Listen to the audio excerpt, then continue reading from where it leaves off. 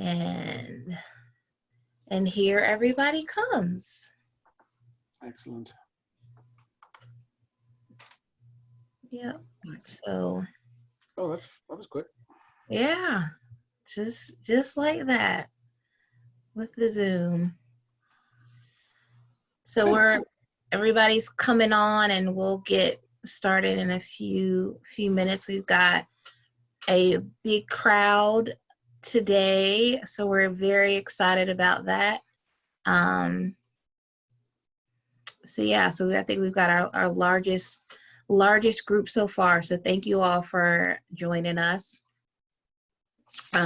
Actually, I will go ahead and jump into it. So I wanted to welcome everybody to our Shelter Series event. My name is Clarissa Goodlett, and I'm the Communications Director at Preservation North Carolina.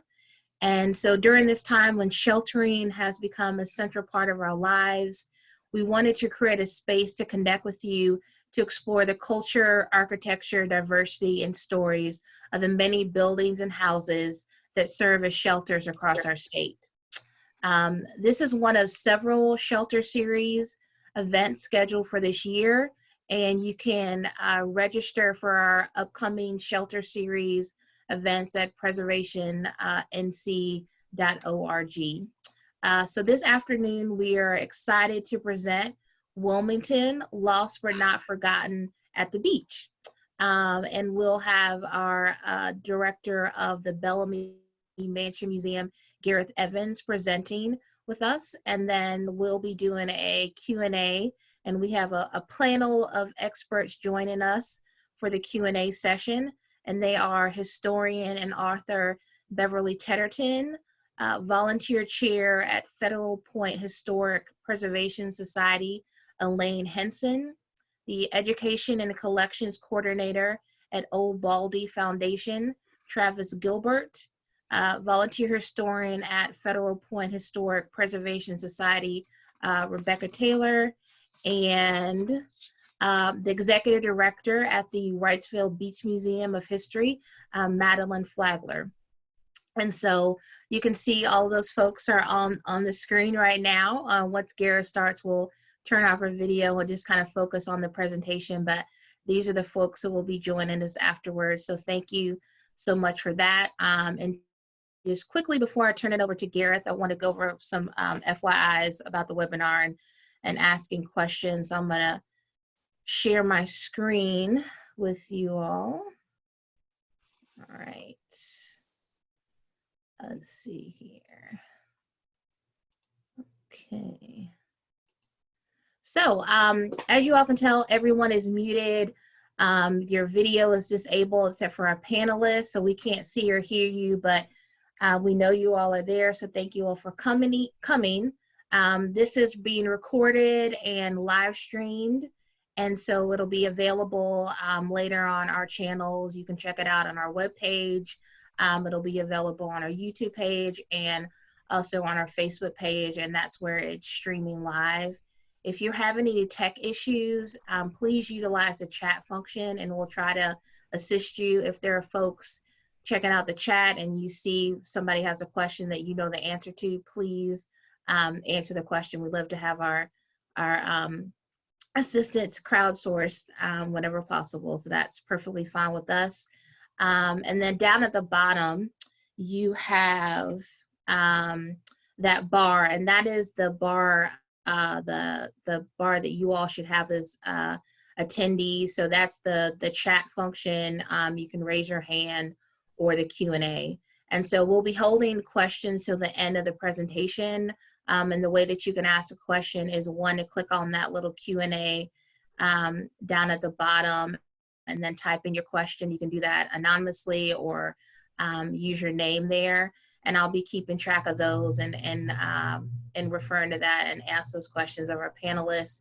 You can also type in the chat, or you can raise your hand, and at the end, I'll go to the raise hands and I can unmute you and you can ask your question live.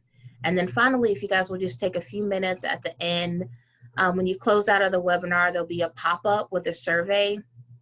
It's super helpful for us to understand, what things we're doing well, where we can improve, and then also if you have thoughts or ideas on other shelter series topics that you want to see, we'd love to hear that feedback as well.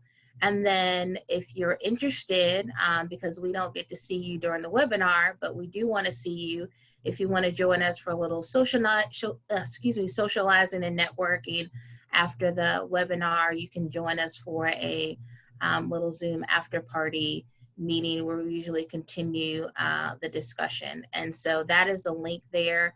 And I will post that link again in the chat on the webinar. And that is it for me. And I'm going to turn it over to Gareth. All right, thanks very much. Hopefully everyone can hear me. If anybody's not muted, could you hit mute about now? I am going to share my screen and we'll get started. My slideshow.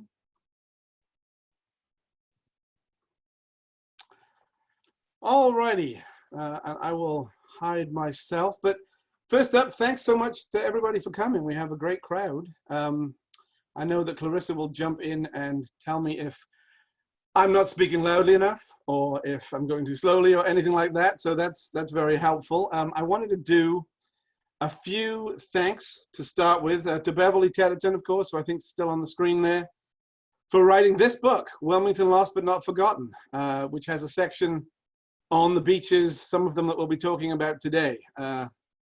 It's a wonderful book. It's out of print, but there is a Kindle edition to it, so you can grab on that. I'm going to turn my video off right now.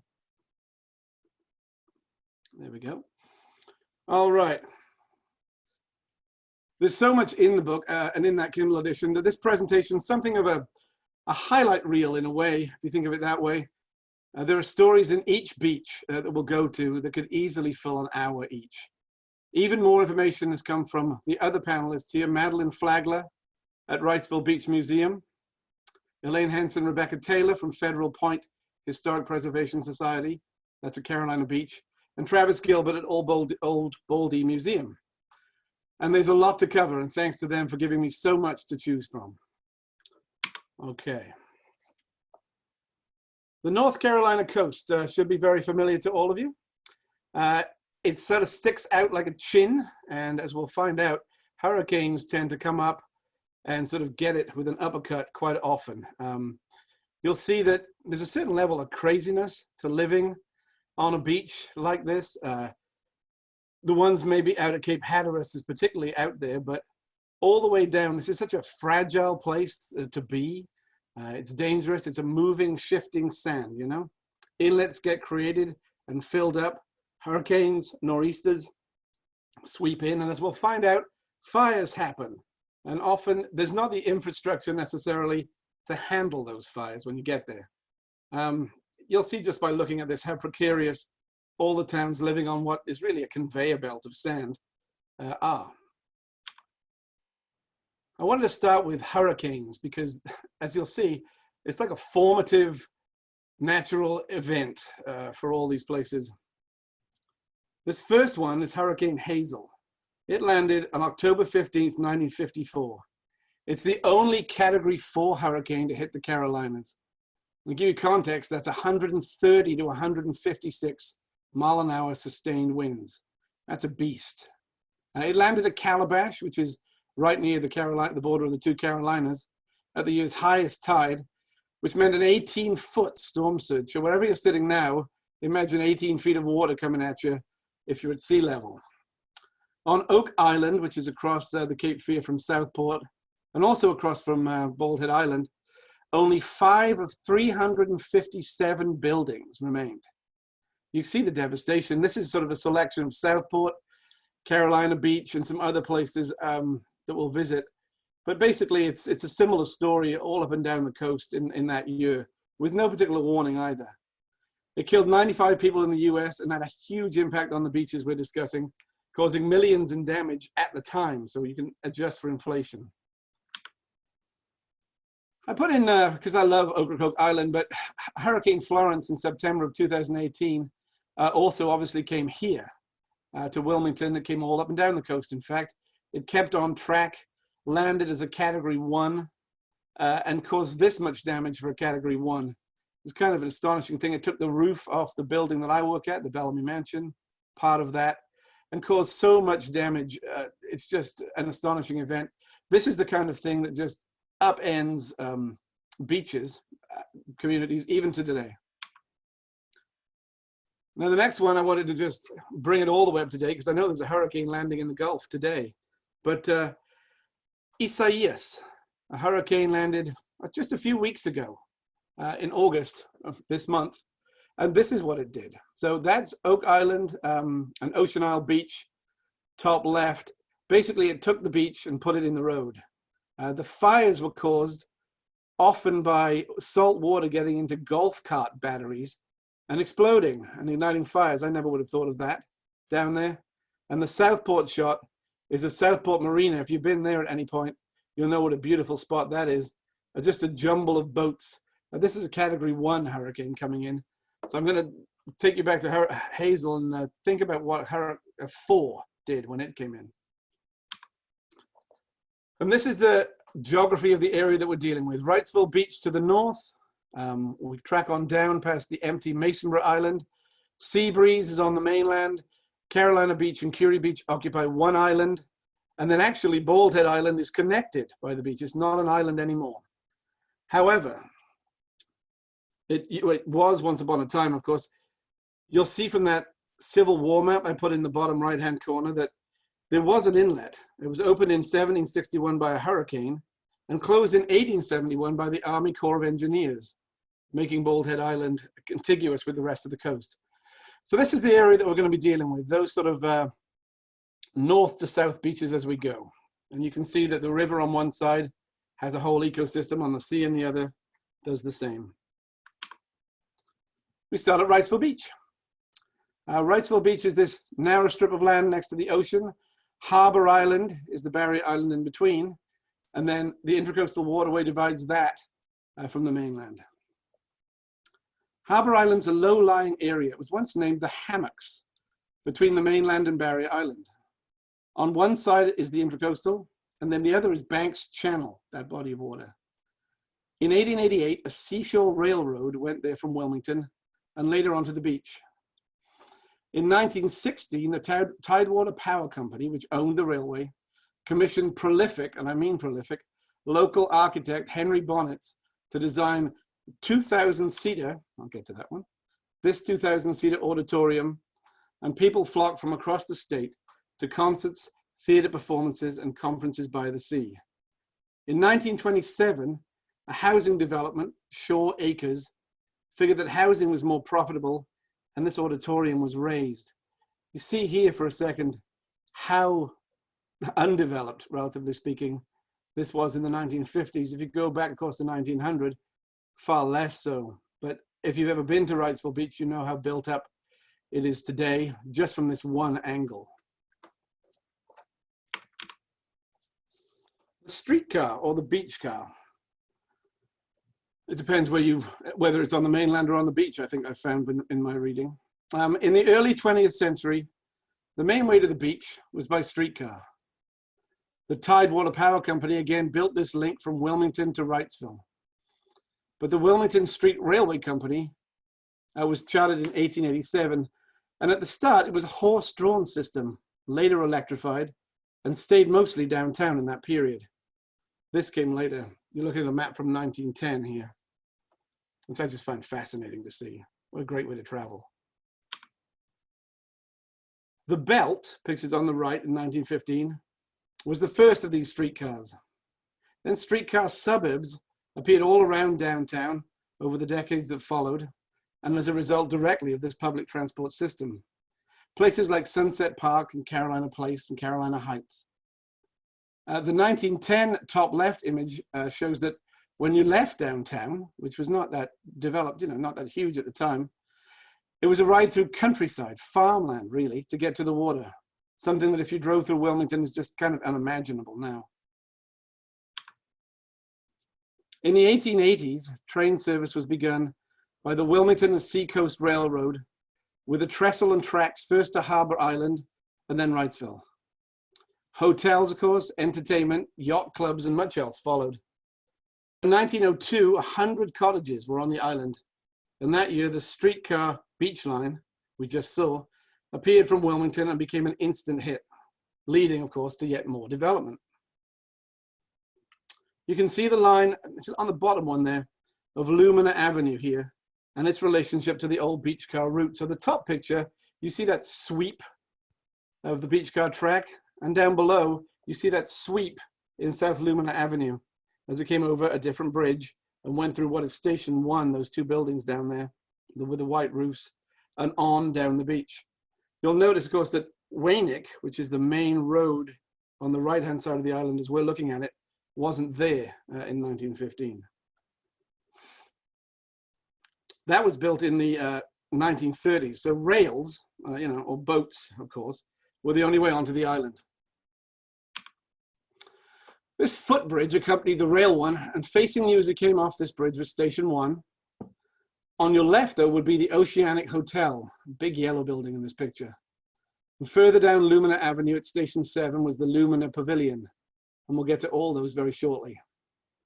The current road bridge looks dull. It's in that inset there by comparison, but actually that's got my favorite view, probably in Wilmington, of Banks Channel. It's just beautiful out there. And I did a lot of this on Google Earth, and I can't recommend that highly enough for you to go exploring the world.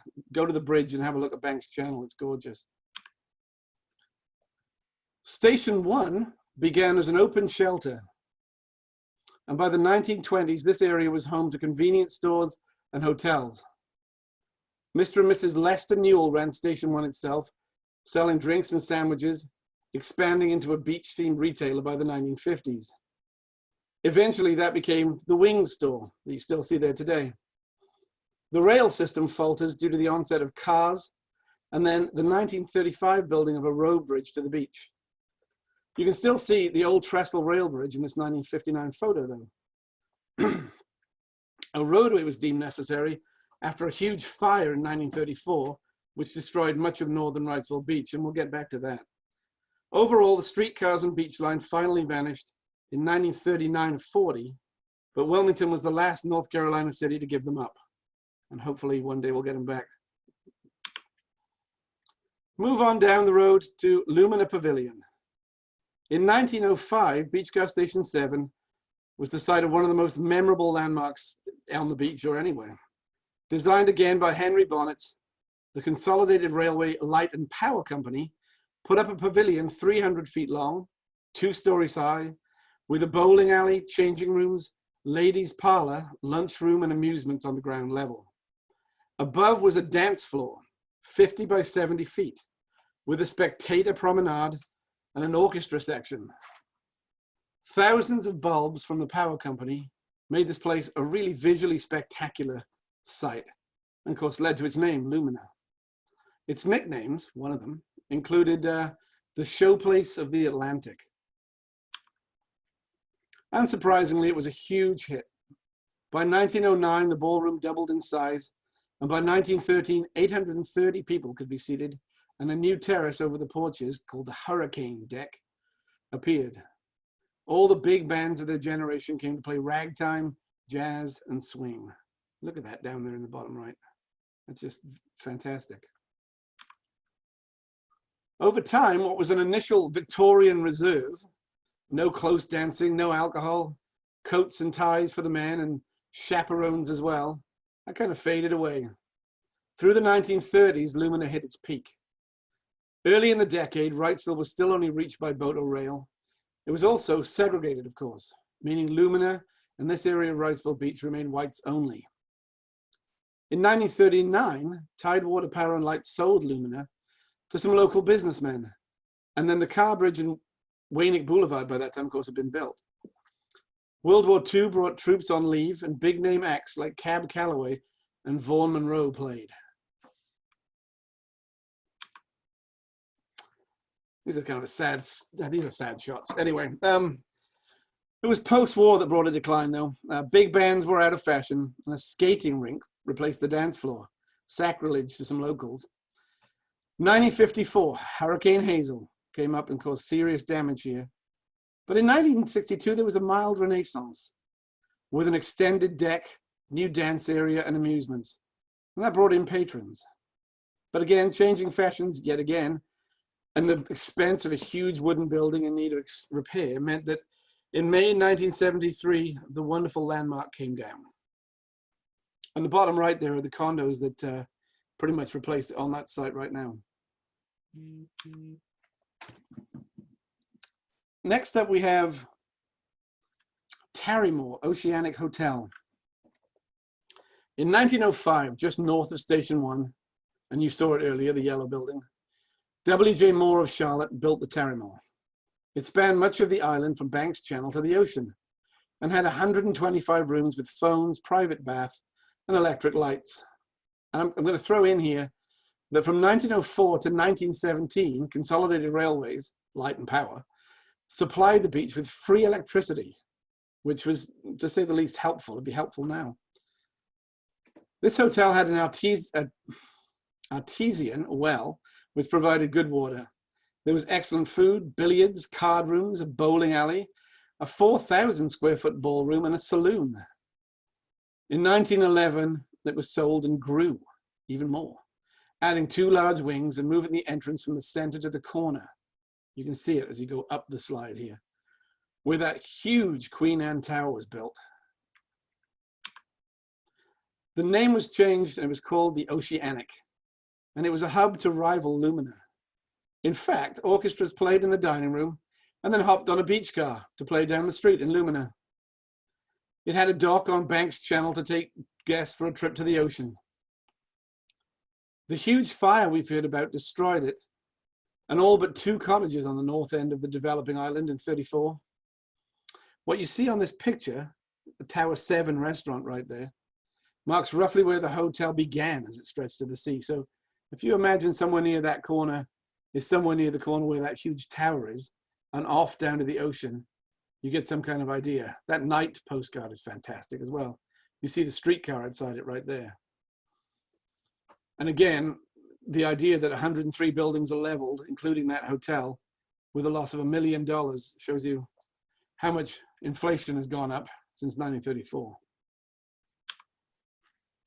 Next, we have the Seashore and Ocean Terrace Hotel. One of the first hotels at Wrightsville was the Seashore. It opened in 1897 with 198 feet of ocean frontage and was designed, yet again, I said he was prolific, by Henry Bonnets. It proved so popular that within a year, a 30-room annex was added. In 1910, a one-of-a-kind, and this is cool, 700-foot steel pier was built, connected directly to the hotel's veranda, promenade area. At the ocean end, you see there was a 2-story pavilion and an observation deck. A series of storms from 1919 to 21 damaged and then destroyed the pier, which was never rebuilt. So it only lasted about a decade. 1919 was a particularly bad year as fire destroyed the hotel as well. A new 3-story version was built in 1922 with elegant ensuite rooms, dining and entertaining. In 1935, the name changed to Ocean Terrace, but in 1954, guess what happened? Hurricane Hazel caused huge damage. And by 1955, the building, and then in 1955, the building burned to the ground. You see it in his last throes there. The empty site of all of this activity became the Blockade Runner, which is still standing happily. It was the Blockade Runner Motor Hotel in 1964 in a mid-century modern style, new to the beach. It was the first modern high-rise hotel at 7 stories and remains today in the hands of one of the families that built it. Moving on down the road to Carolina Beach Yacht Club. In 1853, way back, 7 men organized the second oldest yacht club on the East Coast. The beach was not yet named Wrightsville, it was called Ocean View, and a waterway called Deep Inlet still split the island, long since filled in. The club was a small building for the simple purpose of racing boats up Banks Channel to the sea. In 1897, a larger building with a veranda appeared, but in 1899, a hurricane destroyed that. Undeterred, members built a two-story structure with a large upper and lower porches and a multi-purpose room, lounge, and bar. Large wings contained bathhouses, one for men, one for women, and a canopy greeted visitors off the beach car line.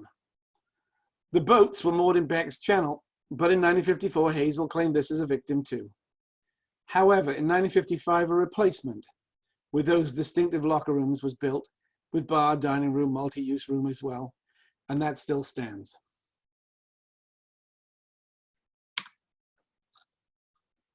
Hanover Seaside Club. German immigrants from Hanover built the original Seaside Club in 1898 in Carolina Beach, known as Federal Point down in that part of the further south. The roads were poor, and the trip from Wilmington was by boat and then train, called the Shoe Fly, and we'll see that later. But by 1906, the advent of beach cars to Wrightsville made it convenient to have a new clubhouse there and build it near Lumina. Henry Bonnets was a member and, of course, designed the building. As you see, it had big verandas on each of its 3 stories, and a card room, bowling alley, bathhouses, and dining. The 3rd floor had 14 rentable rooms for members to stay during the summer. For 75 years, the Seaside Club entertained in rambling style. I love rambling buildings. Until it burned in December 1981. However, as you'll notice as we go through all this stuff, people on beaches are a hardy bunch. By 1983, a new, very similar version had appeared and is still there. Move on to Johnny Mercer's Pier. In the 1940s, a bait shop could be found on the beach on Salisbury Street. It marked the start of the mammoth 912-foot Johnny Mercer's Pier, although back then it was known as the Atlantic View Fishing Pier. It became a fixture of all beach visits for many years. The shop moved onto the pier over time. It charged admissions. They installed pinball machines, sold souvenirs, concessions, and beachwear. I'm going to pause a second wherever you are, right? And there's a couple of hundred people on here, I think.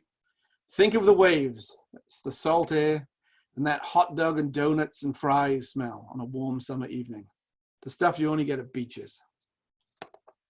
Right, I've had a moment of that. And of course, in 1954, Hazel, as everywhere else, came up and wreaked havoc. But when rebuilt in different forms afterwards, the pier was still susceptible to many storms. But you could drive onto the beach into the 1960s, because this was a relatively undeveloped stretch towards the north end of Wrightsville, and still see the pier. A man named Johnny Mercer was the owner at this point in the 60s. He was a genial host for the post-Hazel period. It was his death in a car wreck in 1964 that led to the name sticking to this day. In 1996, Hurricane Fran hammered the wooden pier into the sea yet again. So in 2003, this concrete replacement, which is still there, was built. Shell Island, which is the sort of northern point, as you see up there of Wrightsville Beach, the northernmost end. Shell Island is one of 2 African-American resorts in New Hanover County during the segregation era. As with Sea Breeze and Freeman Park further south, which we'll see in a bit, it was reached by water. Passing through the white areas of beach towns might have caused conflict, but another reason, which you can't see on this current image, is that Moore's Inlet separated the northernmost part of Wrightsville Beach from the rest until the 1970s. You can see where the inlet was here by looking at what's on this map anyway, called Big Lollipop Bay. Well, that used to go right through. That was that divided Shell Island at the top here.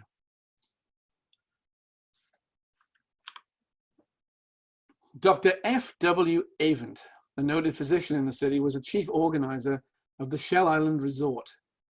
In 1923, it was established under the title of National Negro Playground, the nation's first such beach. There was a ferry at the inlet, and L.T. Rogers, a white contractor, built a large pavilion which featured nightly jazz and boardwalks on the island. A restaurant and cottages followed. It was successful, and Tidewater Power Company extended the beach car line in that direction. Sadly, this was all short-lived. In 1926, a fire in a dining area ruined the pavilion and left just a few buildings standing. And despite attracting attention from all over the country, the resort wasn't rebuilt and the area left mostly empty. The inlet filled and development moved north over time until a large resort was built there in the 1980s, and that building still stands. Brings us to beach cottages in general. From its development and through much of the 20th century, the beach was a place to go really only for the summer. There were relatively few year-round residents. Beach cars could take you there for a few hours, maybe after work or on weekends, and gender roles being what they were, it was often women with kids relaxing out there. Even though, as we read, bathing suits came in during the 1920s, there were still those scandalized by women's attire, and they were sending pearl-clutching letters to the editors into the 1930s. At both Carolina and Wrightsville beaches, the summer cottages that appeared over all these years were simple buildings, actually easily rebuilt, which is handy too. The typical cottage was inexpensive with shingle or siding. It had top hinge shutters, spacious and airy. Usually they were built on pilings so water could pass underneath, and they featured large rocking chair porches facing the beach. Inside they were equally simple. Cot beds that could be moved outside for breezes, wicker furniture and rust-colored water, not the best. There are some examples here. The one in the top right sold for $850 in 1920. The W.H. Northrop cottage was an extended rambly version that you see.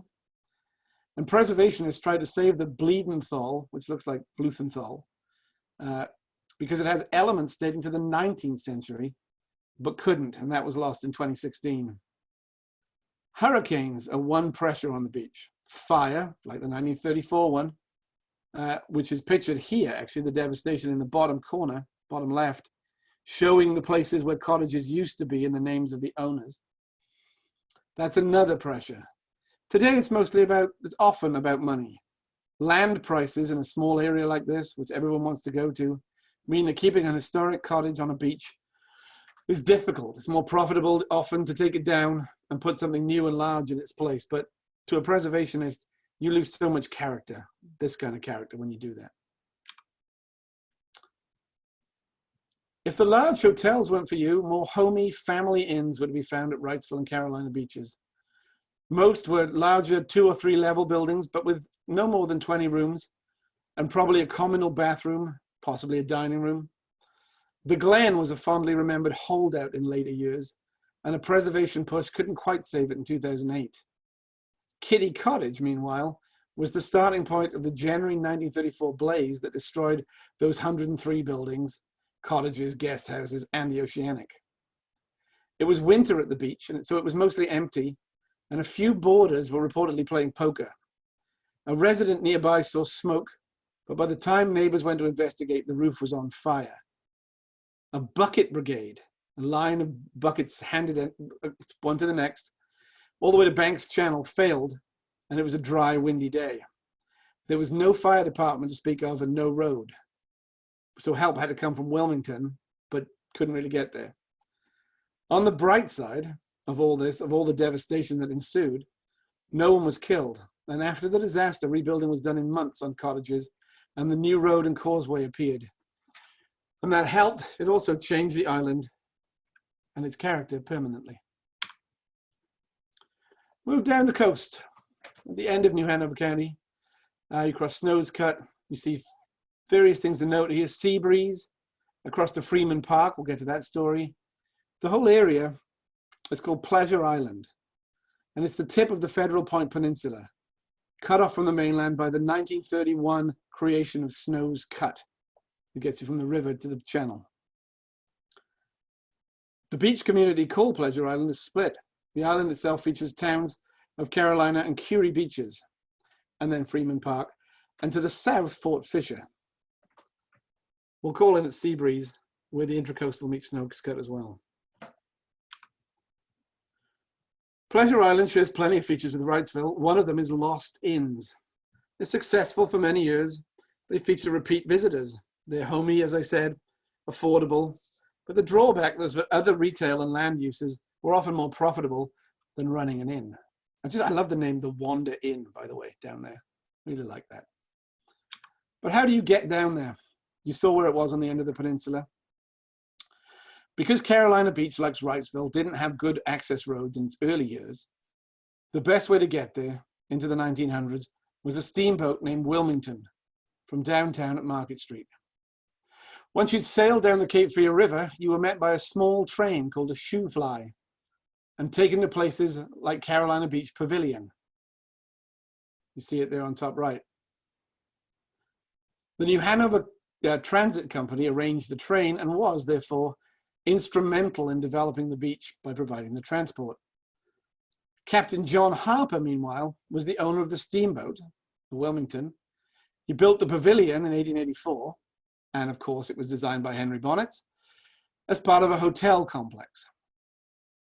Harper built the attraction and owned the mode of arrival, but it burned in 1910, and a replacement burned in 1940. There's the shoe fly crossing a channel right there. It looks a little lethal to me, but there we are. These are brave folks as well. Some of the rail remnants that got you down into that part of the world can be seen basically as the wide medians. And this one's in the aptly named Harper Avenue from Captain Harper today. Carolina Beach had its hotels as well. In 1929, the new State Highway 40 to Carolina Beach brought more opportunity for growth. The 50-room Ocean View opened in 1930. The same year as James and Florence Boehm opened their eponymous 3-story hotel on Cape Fear Boulevard, quite nearby. It burned in the same 1940 fire that destroyed the pavilion, but was rebuilt, only to be demolished in 1976. Pretty short-lived. In 1936, the Royal Palm here was built by oil distributor W.C. Fountain. It changed its name to the Astor in 1983 and was struck by arson in 2005. The family-owned Greer Motel catered later to a more mobile post-World War II crowd, but such motels disappeared fast in the 2000s when high-rise development was allowed on Carolina Beach. The boardwalk, perhaps the most distinctive area of Carolina Beach, is the boardwalk. Home to bars and restaurants, bingo, bowling, souvenirs, arcades, and the venerable Brits Donuts. It's the entertainment center of the beach. It's been that since the 1930s. During World War II, Seashore Amusement Park offered Ferris wheel rides, a carousel, and bumper cars. Plus, what I think is kind of a lethal sounding chair ride off a pier up out above the ocean. Everybody survived, apparently. In the 1970s, the amusements moved and then they closed in 2005. But in recent years, this old-fashioned carnival feel with rides has returned, and a new wooden promenade has been added to the boardwalk area. I take my kids down there. It's a lot of fun. This is something of an oddity because it was in the middle of the river off Fort Fisher near Southport. It was a quarantine station for incoming sea vessels and was built on concrete pilings by the US government in 1895. It was intended to prevent any number of diseases from reaching the mainland population. Initially comprising 4 buildings, a hospital, medical officers' quarters, a disinfecting house, and attendants' quarters. It was about a half-mile offshore and featured a 600-foot pier. Various quarters, wharves, a 400-foot deep artesian well, and other fixtures were added over the years. It was open until 1937, but medical improvements meant onshore facilities were used, and the station deteriorated until a fire in 1951 all but wiped it out. Only that concrete platform down there can you see today. I think it would be awesome to see that in the river and visit that if it was still there. What a unique and singular looking building. And here's another one, actually. Near Curie Beach, South End, and Fort Fisher is an Air Force station for the 701st Aircraft Control and Warning Squadron. It was built in 1955 and decommissioned in 1988. It was primarily a Cold War radar base. You see it as you go down to Fort Fisher on your right. It featured a nearby airfield and housing. And after 1988, it became an Air Force recreation area and a National Guard training post.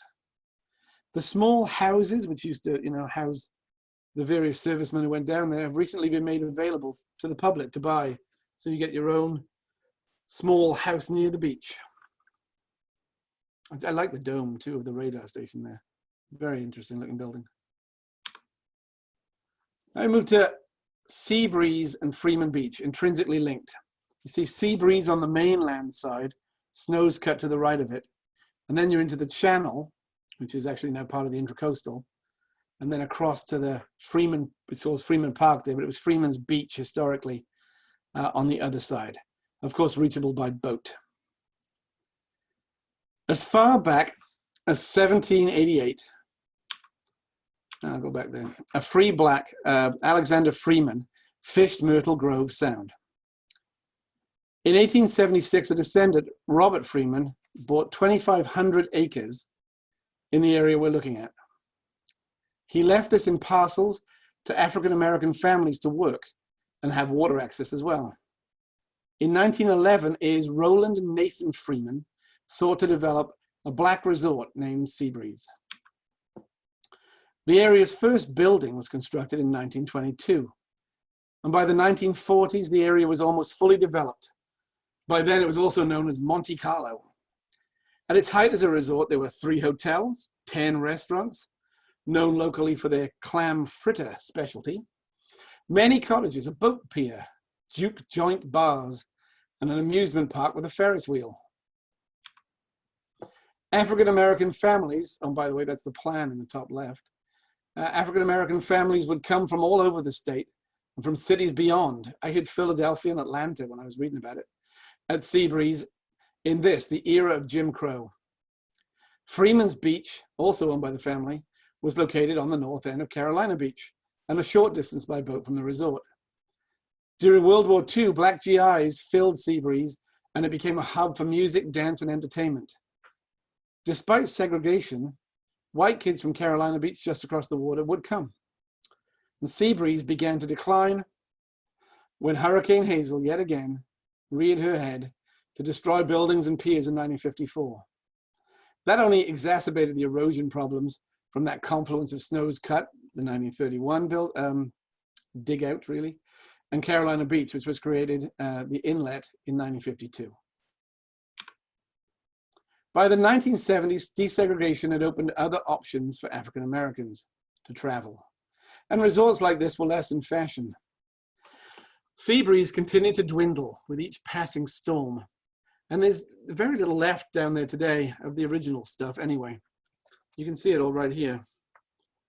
But before we leave Seabreeze and Freeman Beach, I'm going to digress just for a sec, because I want to share a story that gives a little context to segregation like this at beaches, why you would need a separate resort, and everywhere else really where segregation lived in the Jim Crow South.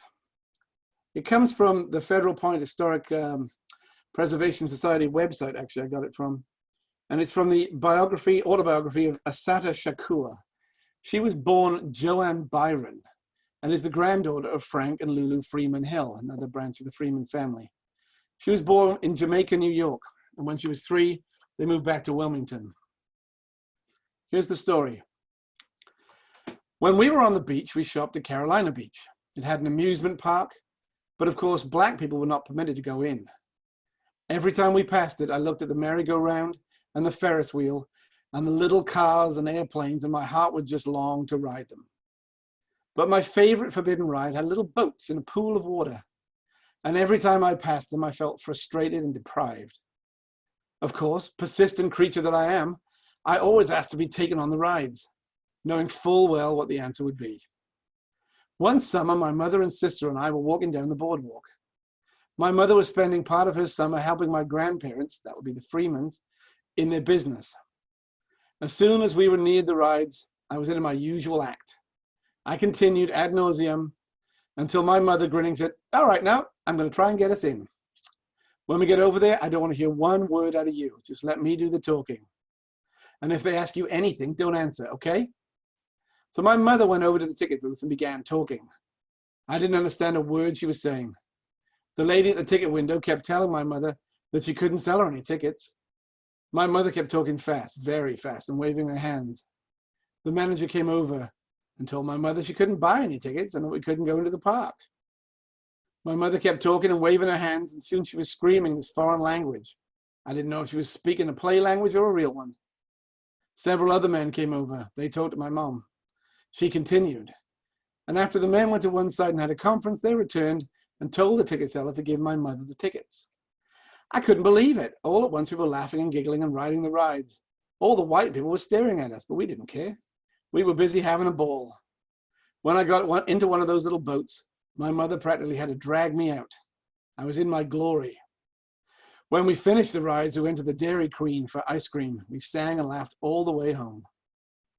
When we got home, my mother explained that she'd been speaking Spanish and had told the managers that she was from a Spanish-speaking country, or a Spanish country, and that if he didn't let us in, she would call the embassy and the United Nations, and I don't know who all else. We laughed and talked about it for days, but it was a lesson I never forgot. Anybody, no matter who they were, could come right off the boat and get more rights and respect than American-born blacks.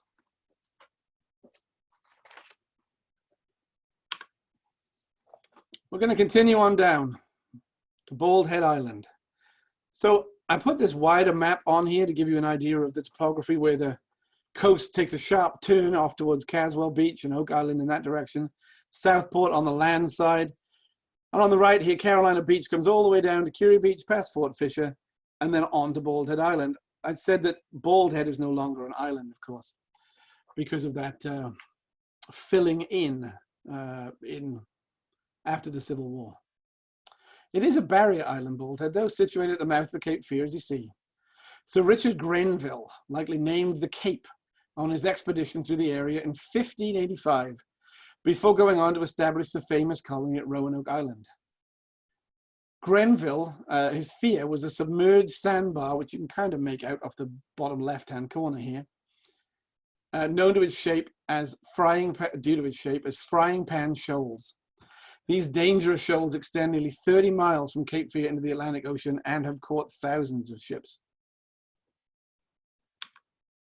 Here's just another angle for you to get the idea of how little of it is actually developed and how little of it is, habitable even on that shot.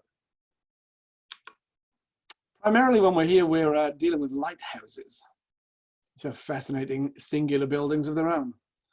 This is the original lighthouse from 1794.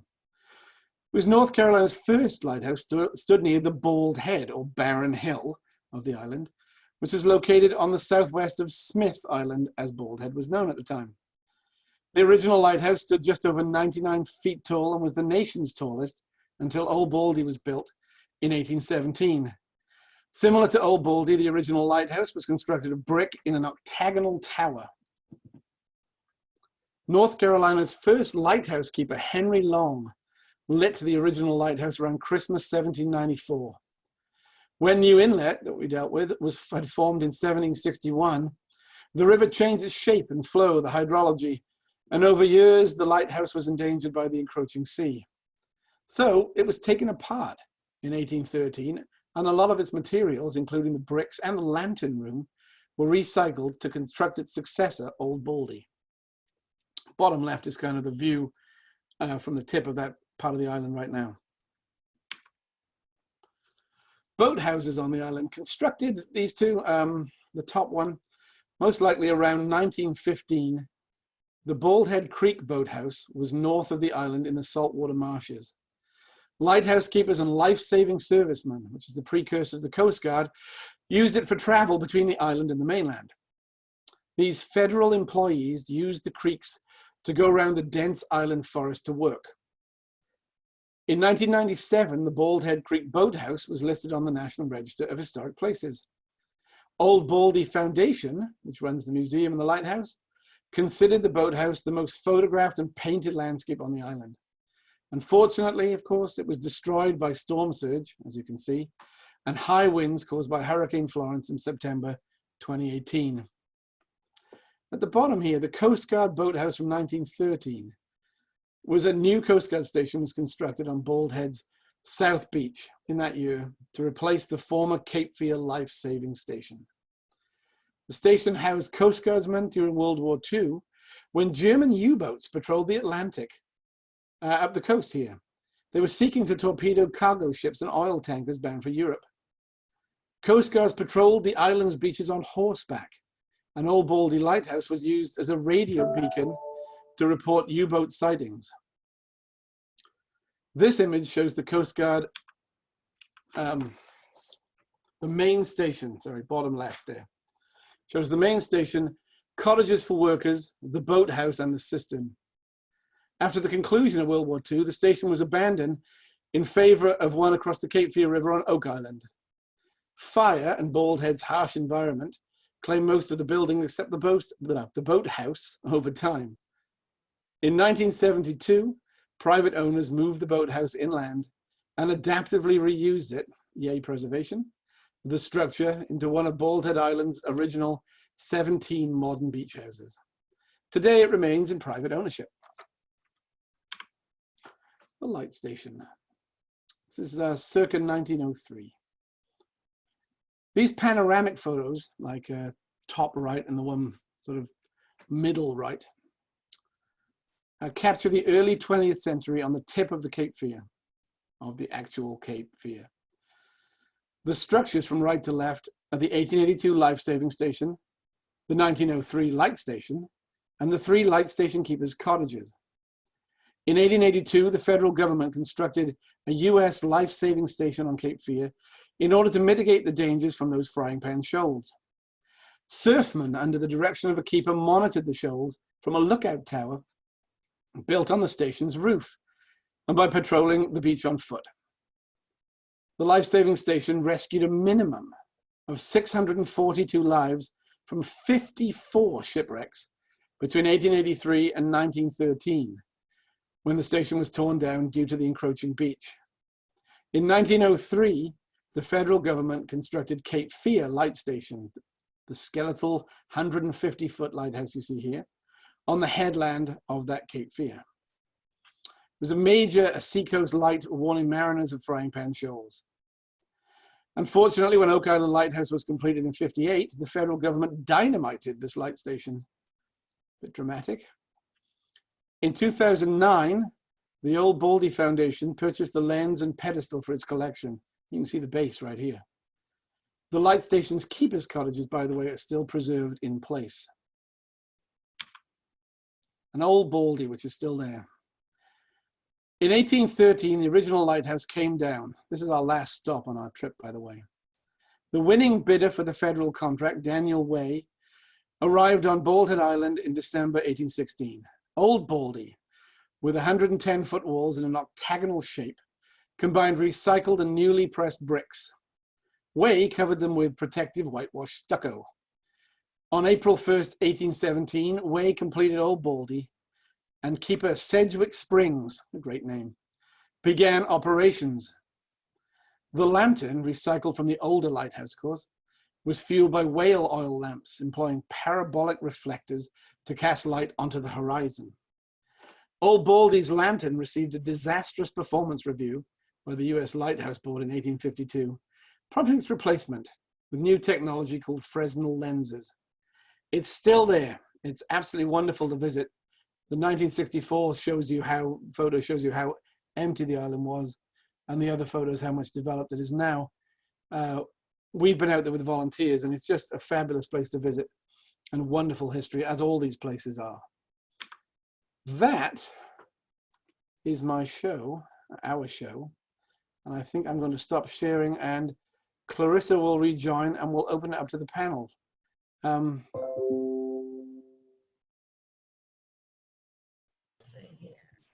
We need to do a little technical rearranging as we do. I hope you all enjoyed that. Thank you so much for your attention. I didn't lose that many people. It's fantastic. Thanks, Gareth. All right. That was fun. Jump in to the chat and the Q&A. So you all, if you see down at the bottom of your screen, there's the Q&A button. You can jump in there. So we'll go ahead and get started with the Q&A. So our first question is from, let's see, well, Kelly Lewis, but her question was answered. So Taylor Butler, Is there a member of the Freeman family alive today? If so, do they still own the Seabreeze property? Elaine does. Somebody, I can talk. I've talked enough. So somebody else want to go? Yes, they are. There are a lot of the Freeman family that are left, and some do own property at Seabreeze proper, but a developer has gone in and bought a lot of that land, and they're building really nice houses in there. And most of the Freemans, I would say, live near Seabreeze off of Carolina Beach Road. Actually, one of the Freemans is a member of Federal Point Historic Preservation Society, and he came to a meeting, well, back when we were still meeting. So the answer is yes, there are Freemans that live there. And I was going to say, Gareth, I don't know if folks caught, but we talked about it yesterday, the Shakurs, Asada, that's like the Tupac Shakurs, right? Apparently so. Yeah. I was told this by somebody, Leslie, who works with us at the Bellamy, was telling me that the other day because they were having a dispute with Carolina Beach over access to Freeman Park up there, I think. And I don't know the story, but the story that I read, she started off, in Jamaica, New York. Her name now is Asada Shakur, and apparently she is a relative of Tupac Shakur, who I don't know the link beyond that, but apparently there's a connection in that family down there at Seabreeze as well. Well, that is interesting stuff. Let's see, from Donna Hurdle. I've heard that the structures on Topsail Beach were from World War II. What are they? Or I guess which structures or? Anybody know Topsail Beach history? I didn't go that far north. I don't. Beverly? You're on mute, by the way. Yeah, you're muted, Beverly. If you know anything about that. Topsail, I didn't. Those are missile encasements. During World War II, Camp Davis was not far away, and they were testing missiles there. Isn't there a museum up there, the Missiles and More Museum? It's called Missiles and More Museum, and it's a fantastic place. You should go there sometime. Yeah, I've never been there. It's what's in it? All kinds of artifacts and photographs and books, and they have a historical society, and it's fun. It's not just about the missiles, it's about other local history too. It's really quite interesting. I've been to Topsail, I've just not been in that museum, and it's called Missiles and More. It just sounds really fun. Great name. All right, we've got a question from Karen Metcalf, and she wants to know, are there any structures left from the early 1900s? If so, what are the current preservation efforts? Well, at Wrightsville Beach, there are none that are listed as being pre-1900s, although there are some buildings that incorporate some of those 19th century buildings. And the preservation is that most of the ones that are left, the families do value that. The last one that we lost was the Bleedenthal, and we did lose that one. The pressure for, as I said, the land pricing there to redevelop is enormous on beaches. It just is. Elaine's anything at Carolina Beach that old? Not from the late 1800s. There was a fire in 1940 that destroyed 2 blocks of the boardwalk at Carolina Beach, and including the pavilion that designed by Henry Bonnets. And so that would have probably, that of course was, the second pavilion was built in 1911, because the first one burned in 1910. But that destroyed, and at that time, the well, no, it wouldn't have been at that time, but at one time the town hall was on the boardwalk. The grocery store A&P was on the boardwalk. It was the ABC store was on the boardwalk. I mean, you know, it was really the town center. And but the municipal building, which was built in the early 1940s, as a matter of fact, it opened on President Roosevelt's birthday as a tribute to him and the funds that they got from the programs that he started after the Depression. But it was torn down after Bertha and Fran. So there's not much older than 1940s then, right? From that fire, particularly? Probably not. Well, No. I'm trying to think of individual cottages. I really can't think of one that's prior to 1900. Travis, are you on? He's at Old Baldy. I'm assuming that Old Baldy is the oldest thing out there. Yeah, we have Old Baldy, of course, 1817, but it's important to remember that much of the materials to build Old Baldy are from that previous 1794 lighthouse, as you discussed. And Old Baldy's oil house is pretty close to the 19th century. It was built in 1905. The lighthouse service after the Civil War was changing its fuel from whale oil, which was combustible but not a fire hazard, and they changed it to mineral oil, which we know is kerosene today. And Old Baldy's nothing but a giant lightning rod, so they had to build this brick insulated oil house to safely store all the kerosene that was delivered by these lighthouse tenders. And then we have the 3 keepers' cottages for Cape Fear Light Station that were constructed between 1900 and 1903. They're all in private ownership today, and we're very fortunate that that homeowner is so dedicated to preservation efforts. They were very much beat up during Hurricane Florence, and I'm proud to say that they were probably some of the structures out here that were preserved or at least fixed the quickest after Hurricane Florence. Like many communities, I'm sure the audience out there, Bald Head, we didn't have enough contractors for all the work that needed to be done. So those being in such dedicated private homes or private hands, they did a really great job responding quickly and rapidly. And they're quite beautiful. You can rent them today and stay out there. It's very secluded out there, right? And it has lots of good ghost stories and pirate stories and things attached. Oh, absolutely. You're looking right out over the graveyard, the Atlantic and the shoals, and supposedly that's where Aaron Burr's daughter, Theodosia, met her fate aboard this schooner called the Patriot. And of course, I know Wrightsville Beach has a version of the story, and Cape Hatteras and so forth, but folks out here say the cottages are still haunted by the legend of Theodosia. So there you go. Preserve buildings and you can go and stay with the ghost. Absolutely. Thanks, Travis. So we have a question from Patience Larkin. I noticed you didn't talk about Figure 8 Island. Is that a private island? Is it owned by all the homeowners who live on it now? Anybody else but me? It is a private island. It's a private. Private. Yeah, you have to go through a gatehouse to get on it.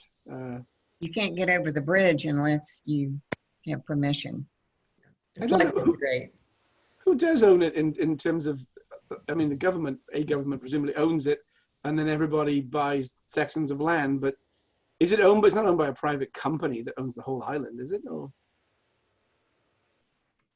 Well, there is a company called Figure 8 Realty that owns a lot of the, well, no, it wouldn't, but their office, it's kind of interesting. Their office is in the building where the yacht club is for Figure 8.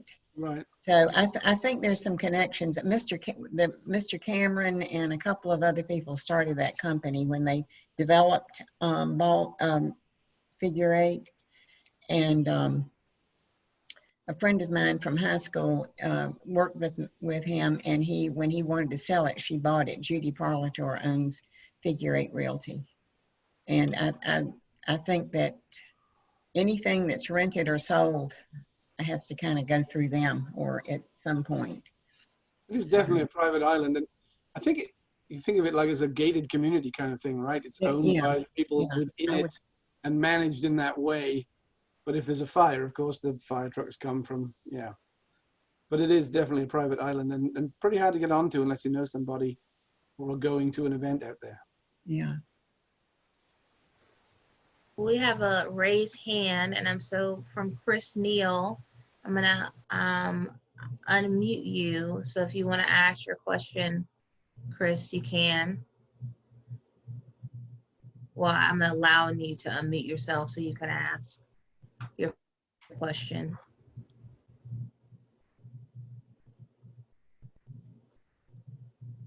Okay. Chris, do you still want to? Okay, I'm trying. I'm old. Okay, first of all, Figure 8 Island is not controlled by the government at all. None. Except for CAMA regulations, which they have to abide by. JP Goforth did Figure 8 Island years ago, and actually regulated his lot at the very southern end of that island, so it didn't have to meet government regulations. If you have ever seen the part of the problem with Shell Island is he went in and dredged the inlet to build up his lot to put in a pool. If you've ever seen a lot, and he dredged that inlet there and caused part of the problem with, with Shell Island.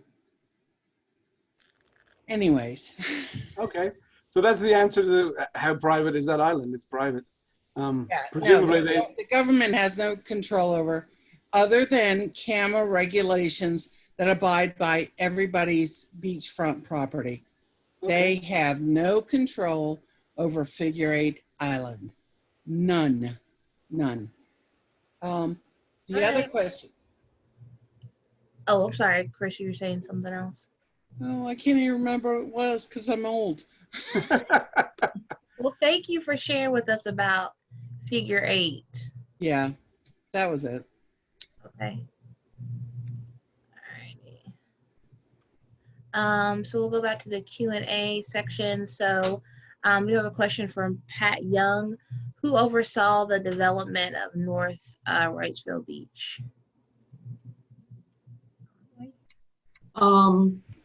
I don't know. It seems, I think the property. Parmalee's? The north end is called Parmalee Isle at one point. The north, at Shell Island or the north? The north end, I think, when it got, after the fires, it got redeveloped that way. It was a realty company, the Parmalee. I always heard it called Parmalee Isle. Yeah. From where the surf club is north. North. I really don't know. Maybe Family and Development. Yeah, that makes sense because there's a road up there with that name. Yeah. Well, Parmalee is a name that's been part of Wrightsville Beach for quite a while. That would be at least a second generation, because in 1940, when they brought the cars over, Parmalee was one of the local people who had property at Wrightsville Beach who donated it to be a parking lot. So the Parmalees have been there a while. On the very north end, the Shell Island Resort that's there now is 1980s. So yeah, by the time it got all the way up to the end and the development reached that far. Yeah. All right, we have a question from Cindy Wilson. I think this is a good one. Is there a book about the old hotels and clubs interested in the history and architecture? I'm sure there are. Who wants to plug their book? Oh, that's what I was thinking. I was like, this is a Beverly. there, Beverly. Then we'll do Elaine. Lost but Not Forgotten, which you can get. There's a new, the paper edition is out of print, but there's a new edition that you can read, an ebook edition that you can download from Amazon. And the best thing about an ebook is you can blow up the picture so big that you can actually see if there are people in the windows. Doesn't that Elaine? have like 100 more pictures on top of the print? The print Has version's 100 behind. more pictures, yeah, Okay. and an extra chapter. Yeah. And Elaine, your book? Well, my book is a postcard history of Carolina Beach. And the biggest drawback to that book is that it's all in sepia color, black and white. It's there, no color at all, which if you've ever seen a postcard, the color is a big part of it, because most of them, especially the early ones, were hand colored. And sometimes the colors are very vibrant. But at any rate, you can buy that you can buy it on Amazon. You can buy it at Barnes and Noble. Usually Books A Million has it, in other places. And I'd also kind of like to plug our website at Federal Point Historic Preservation Society. We have a lot of postcards and a lot of images online. And whenever I'm Googling anything about about something down at Carolina or Cary Beach, what comes up is our historical society. At least the first 4 or 5 entries are from, because we have a volunteer who has put most of our archives online, so it's very easy to search. So That's where I got that story from. I think I Yeah. mentioned that, but yeah. there's more to that. There's like 6 pages of Seabreeze Oh history. yeah, there's a lot. There's a lot about Seabreeze. Rebecca Taylor has done a lot of work on that, on the Seabreeze part. It's a fascinating story, and yeah, there's a ton on that website. Yeah, there is. Yeah. There is. There's another Arcadia book that talks about the North Carolina beaches in our area, that has a lot of great photographs. And sometimes the photographs are some of the best ways to look at the architecture. There's also a book by Ray McAllister that's about Wrightsville Beach that talks some about architecture and the architects of the area. The Luminous Island, isn't that the name of his? Luminous Island. Luminous Island, yes. Ray, yeah. History of Wrightsville Beach.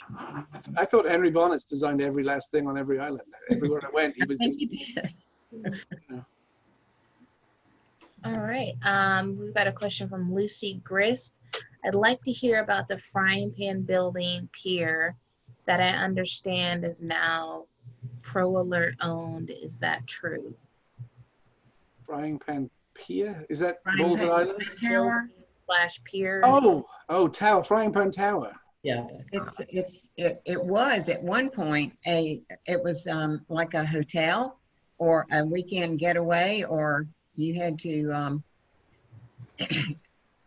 I'm not sure exactly how you got out there, helicopter, I guess.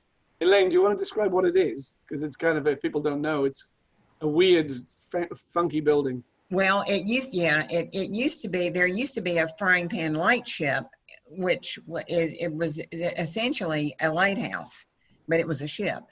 And then they ended up doing something like a really big, huge buoy. And it was called Frying Pan Light Tower.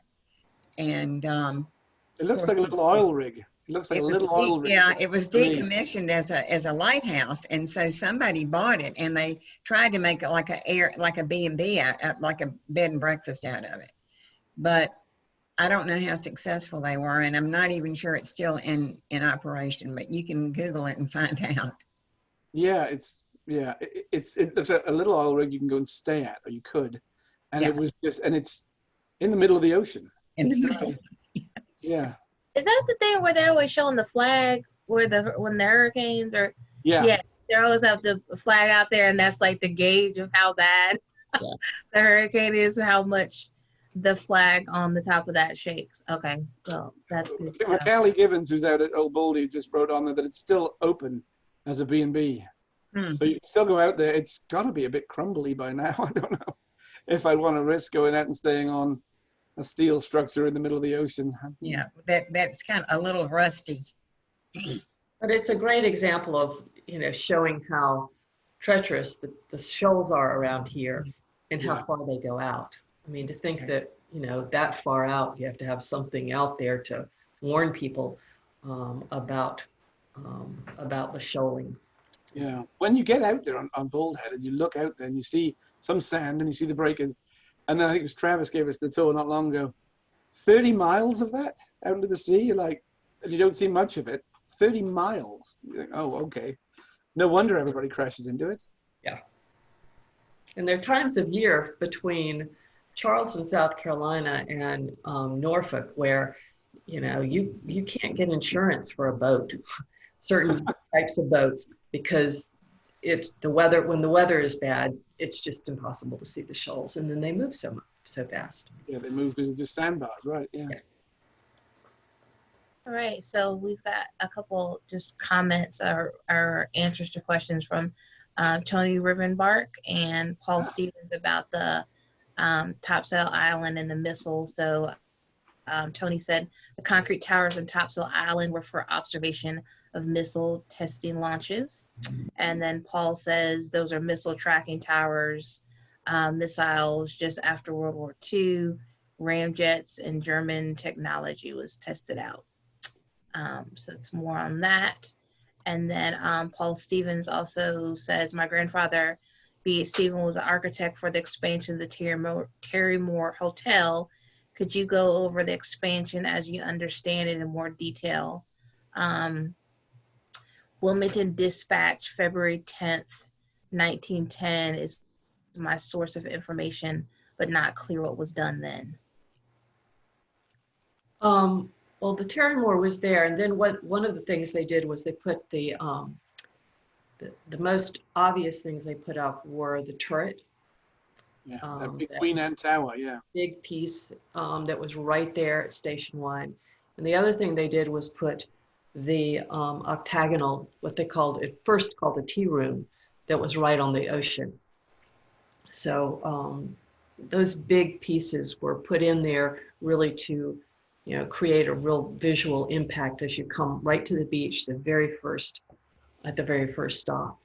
Elaine, do you have more information? I was going to say that they also did two very long wings, and the wings were not exactly the same length. But if you look at pictures of the Oceanic from the ocean, looking back toward Banks Channel, you can see those. And of course, the octagonal building you were talking about is usually visible then too. Yeah. And let's see, Wrightsville Beach Magazine did an article that featured a lot of things about the Oceanic, and it was called A Century of Dining. And I'm not sure what year or what month, but I think you could Google it. And the cover page is 2 pages, and it's a beautiful, it's a big blow up of a postcard of the Oceanic at night. And they're twinkling lights. I mean, it's a beautiful, beautiful postcard. And anyway, I did a lot of, I did a program on that, on A Century of Dining at Wrightsville for you, Madeline, at the Wrightsville Beach Museum. And then Wrightsville Beach Magazine ended up writing an article. And one of the most interesting things that I found when I was doing research was a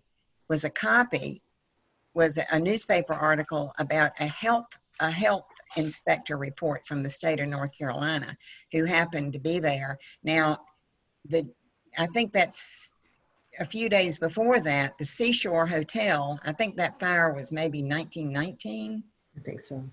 Is that right, Madeline? Yeah. And anyway, so most of the people at the Seashore Hotel had to go take up any empty rooms at the Oceanic that they could. So it was, I mean, the place was packed, and they probably didn't have enough staff and so forth. And it just so happens that this health inspector came at that time, and it's really kind of funny to read.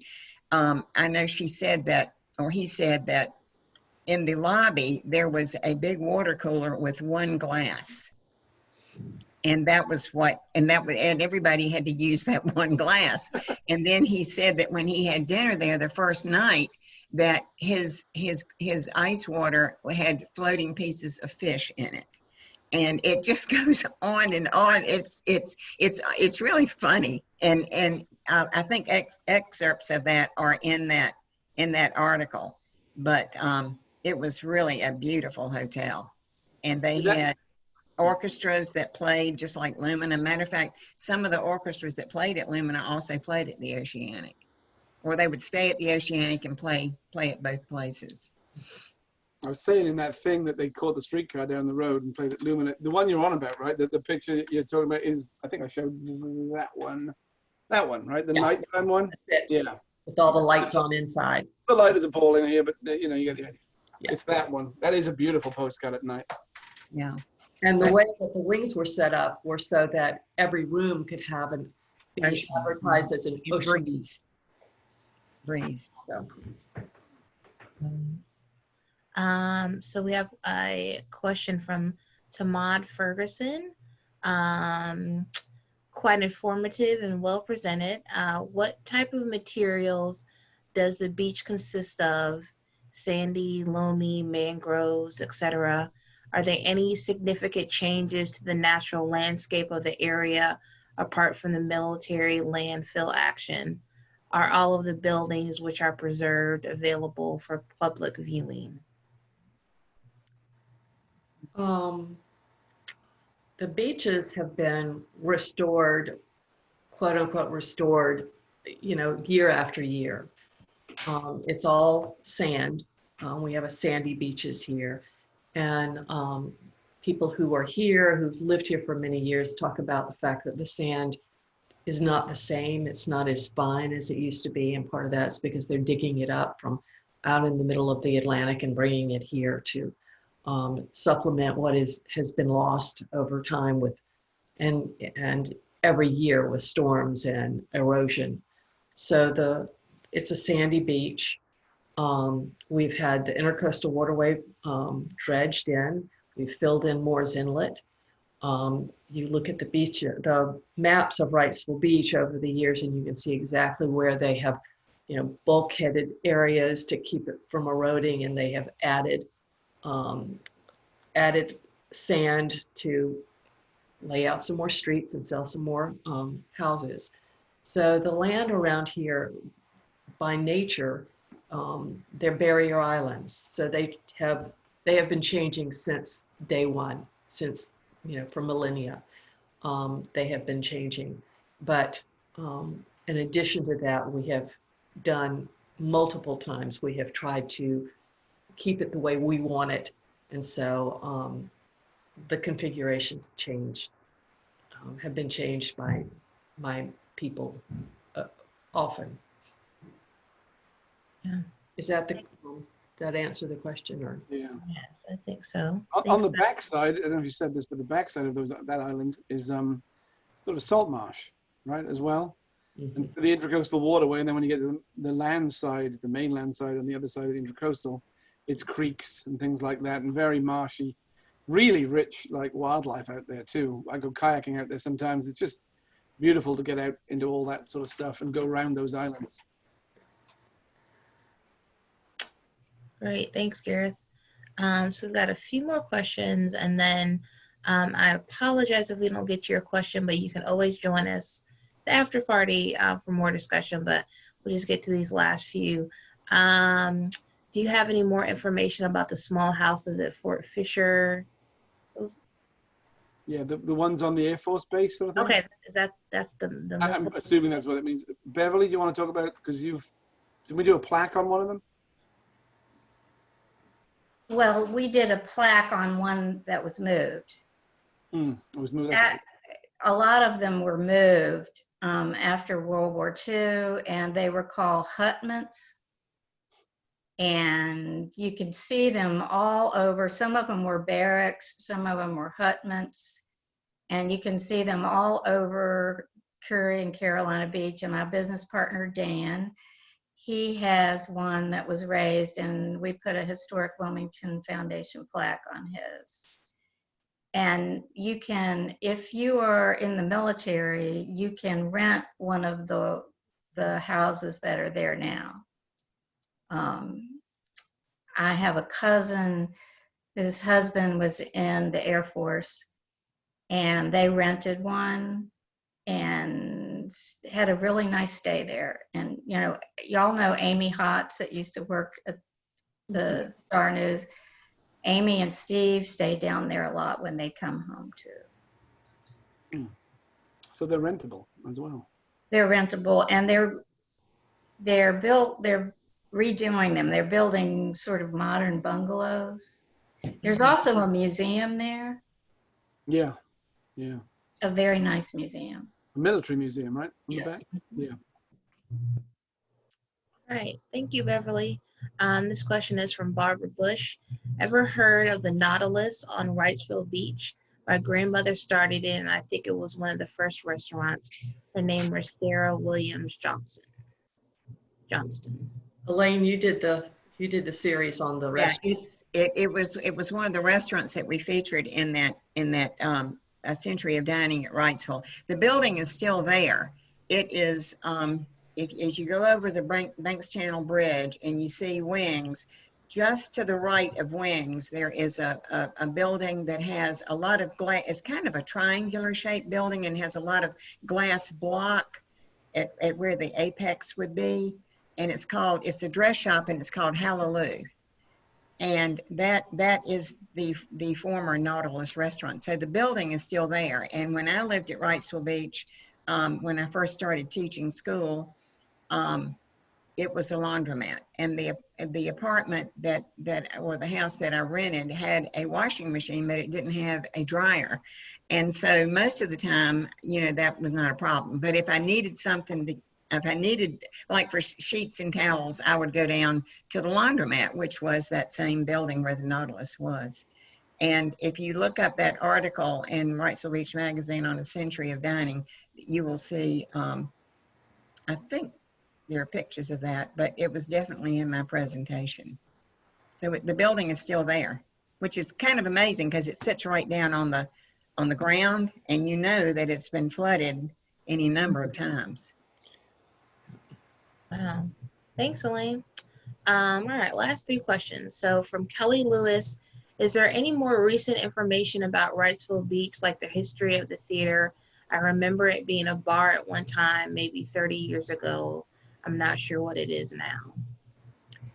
The main book that we have that is still in print is the book by Ray McAllister, and it's called Luminous Island: The History of Wrightsville Beach.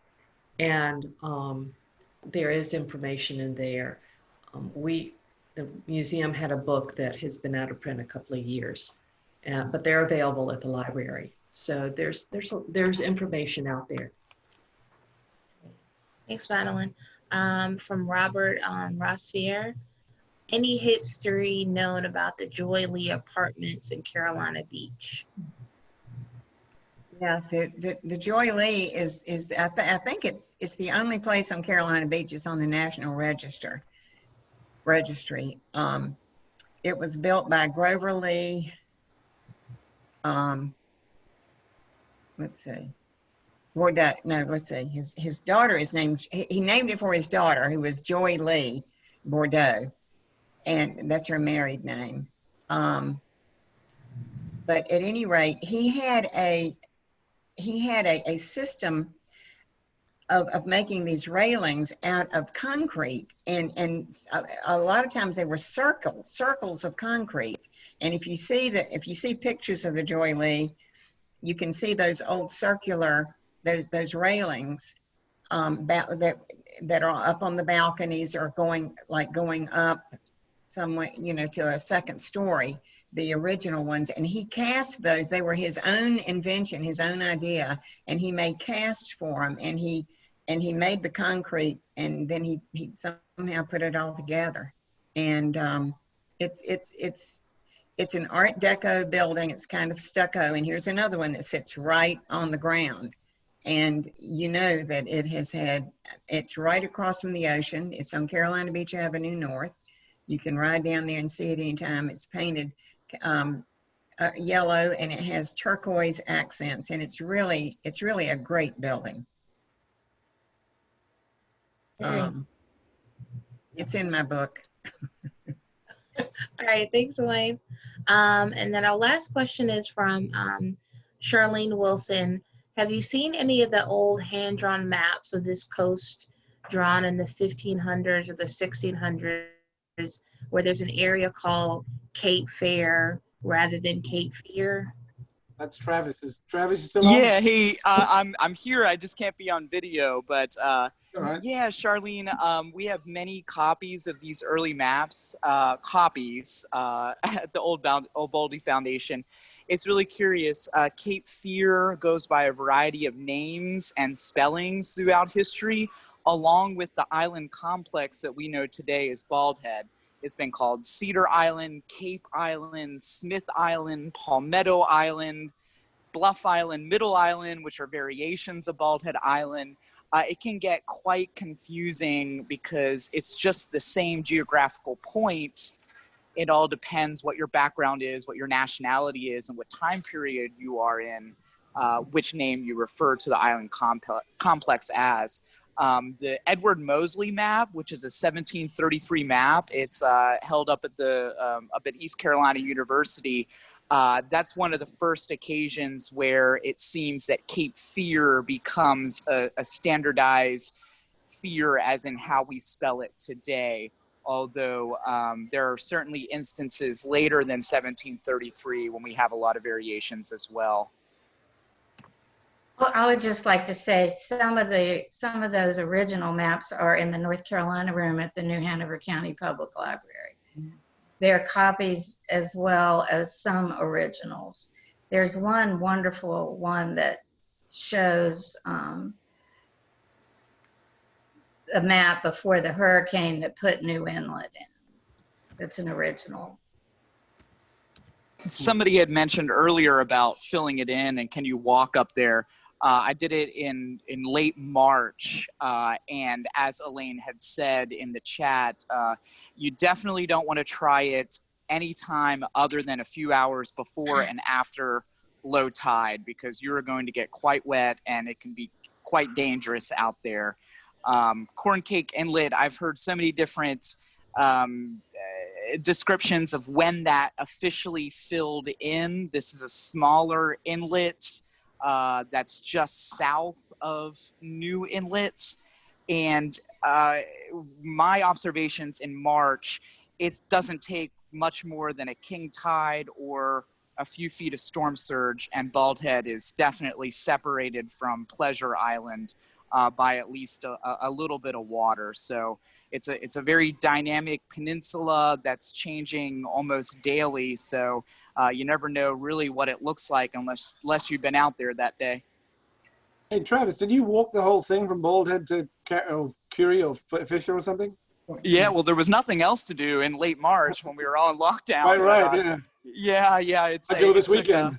It took 6 hours, and it's 18 miles from the last beach access at Bald Head Island to the Fort Fisher Monument and back. So it's really an incredible journey. I would invite anybody to do it, either walking or running or a bicycle if you plan it again at low tide. It's a really fun excursion. The closest thing that I believe it looks like is if you're familiar with Ocracoke. When you get out of the village of Ocracoke on the way to the ferry over Hatteras Inlet, it looks very, very similar to that landscape up there.